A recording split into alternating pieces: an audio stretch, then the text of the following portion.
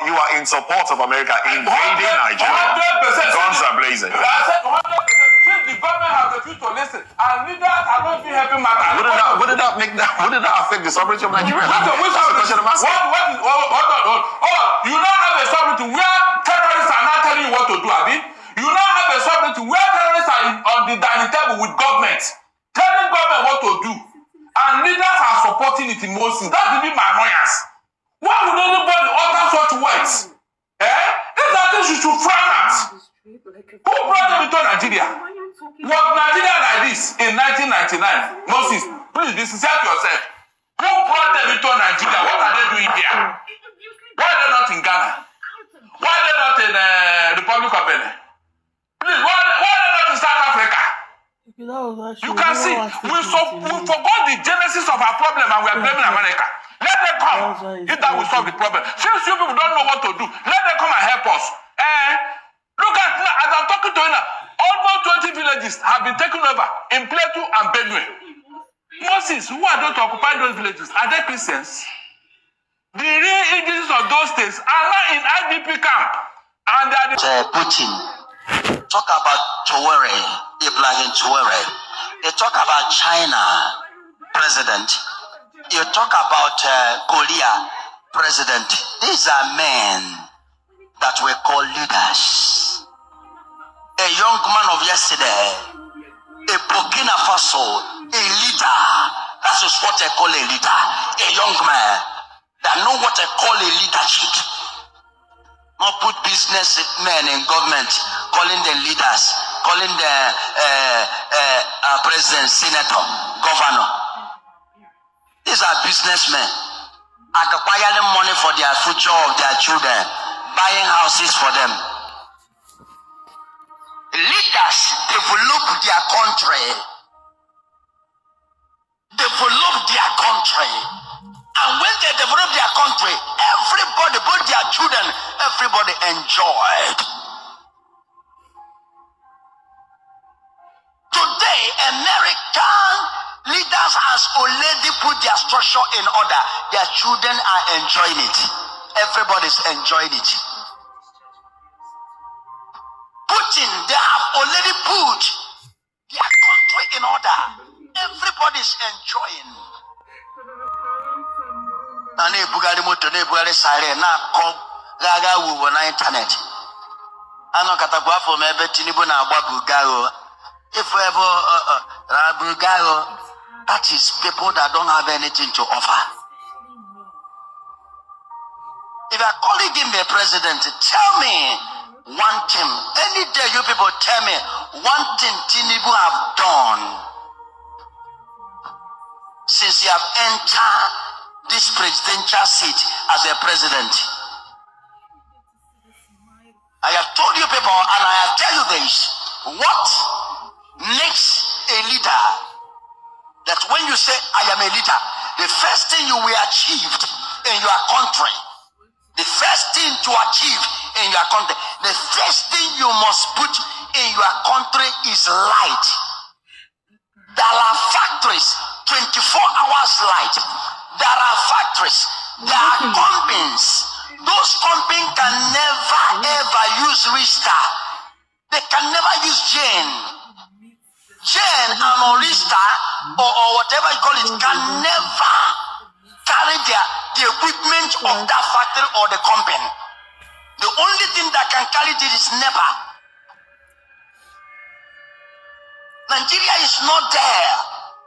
Nigeria will never get close to the country that are talking about development. They are never near there. Nigeria is a giant of failure, not a giant of Africa. First thing, it is 24 hours light. Second one is a good load. Why? Because there are cars. Amen. Because the investors can never manage a loaf load to come to your country. The main world businessmen that are coming to invest in the country or the country that bring facility of development, there must be a very solid load. a very good load. Not this one you people bring.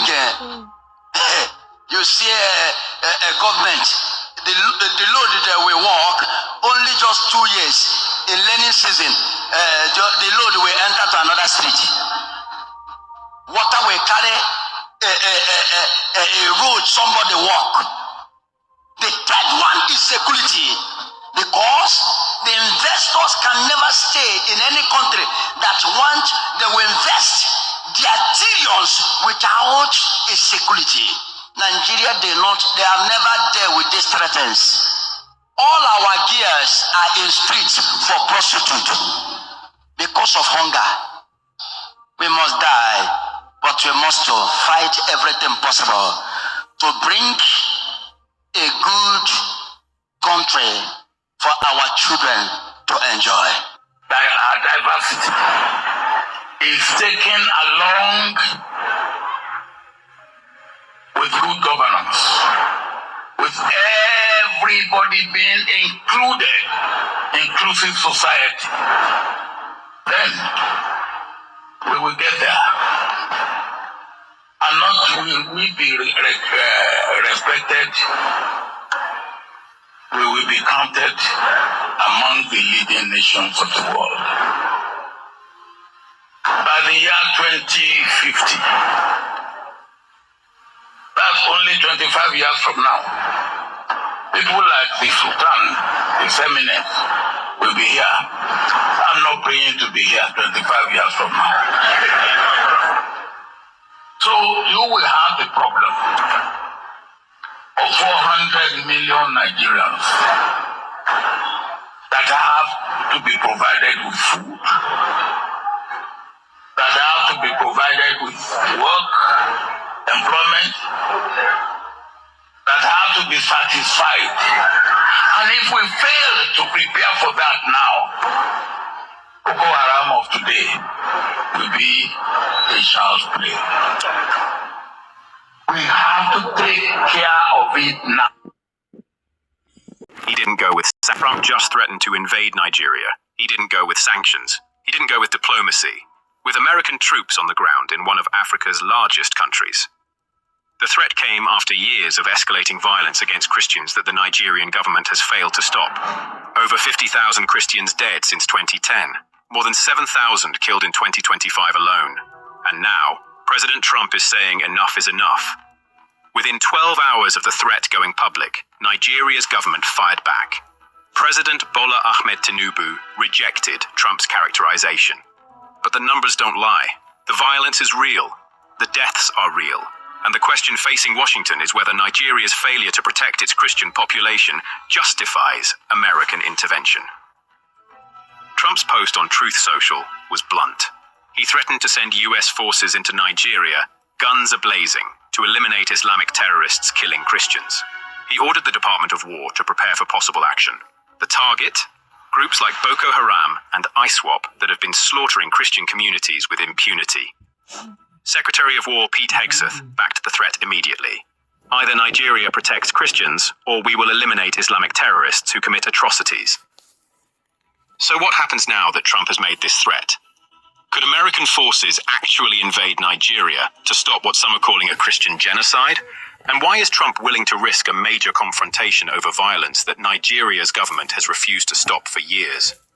To understand why Trump's threat matters, you need to understand the scale of what's been happening to Christians in Nigeria, because the violence isn't some minor border skirmish. It's systematic, it's brutal, and it's been building for over a decade while the world largely ignored it. Since 2010, over 50,000 Christians have been killed in Nigeria by Islamist militant groups including Boko Haram, ISWAP, and Fulani militant. The attacks follow a horrific pattern. In June 2025, Fulani militants attacked the village of Yelwata, death toll estimates ranging between 100 and 200 people. Witnesses reported civilians burned alive, churches destroyed, women abducted and subjected to sexual violence. This wasn't combat, this was a massacre. And the Nigerian government's response? Largely ineffective. Repeated failures to protect Christian communities or hold perpetrators accountable have turned what started as isolated attacks into a crisis spreading through central and southern regions. Christian villages are being systematically targeted, churches are being burned, and Nigeria's security forces either can't or won't stop it. Trump's argument rests on this brutal reality. Alright, wonderful people, welcome back to this wonderful channel where we'll bring you back-to-back update and information as usual. In case you have not joined our social media handle, what are you waiting for? Kindly go ahead and subscribe, like, comment, share, and also remember to on your notification button so that whenever our news drop, you will be the first to collect them. Alright, as it is, a lot of people are raising concern as regards what is happening in Nigeria currently. Recently, the President of America, Donald Trump, made a statement as how he is going to order Pentagon to take action as regards what is happening in Nigeria, the issue of the buying of Christians that is ongoing, that have displaced a lot of people and has made them homeless, especially in the northern part of Nigeria. And as it is, a lot of people have called with Trump. There has been an interview going around asking questions. What do people think about Trump's decision? Even though that Bola Ahmed Tinubu, the president of Nigeria, has also made comment on that, stating that that America does not have that jurisdiction to interfere in another nation's sovereignty. That Nigeria is fully open for a relationship with America as long as America does not interfere in their sovereignty. But a lot of people are saying that what Trump said is good. People like Chukwemeka Odumega and the rest of them who are saying that the leaders we have in Africa are not leaders, especially the leaders we have in Nigeria that are not leaders, that they should not be mentioned as leaders or anything. But as it is right now, we are waiting to see what becomes the action of Donald Trump as he has given his concern over the buying of Christians in Nigeria. We are also waiting to see what Tinubu is going to do. But believe me, since after that particular information, there has been series of what do I call it? There has been series of positive news from the wing of the Nigerian army. There has been some news of where the army invaded, how they rescued kidnapped victims, how they did this and how they did that, how they were able to bust terrorist hideout and the rest of them. So the question the citizens and a lot of people are asking is, so army knew all these places before now, why weren't they acting before Trump's statement? Why were not they taking any action? But on the army side, they will tell you that they have been taking action, a lot of actions have been taken. But why is this rapid action within 24 hours or 48 hours understand why Trump's threat matters, you need to understand the scale of what's been happening to Christians in Nigeria. Because the violence isn't some minor border skirmish. It's systematic, it's brutal, and it's been building for over a decade while the world largely ignored it. Since 2010, over 50,000 Christians have been killed in Nigeria by Islamist militant groups including Boko Haram, ISWAP, and Fulani militant. The attacks follow a horrific pattern. In June 2025, Fulani militants attacked the village of Yelwata. Death toll estimates ranging between 100 and 200 people. Witnesses reported civilians burned alive, churches destroyed, women abducted and subjected to sexual violence. This wasn't combat.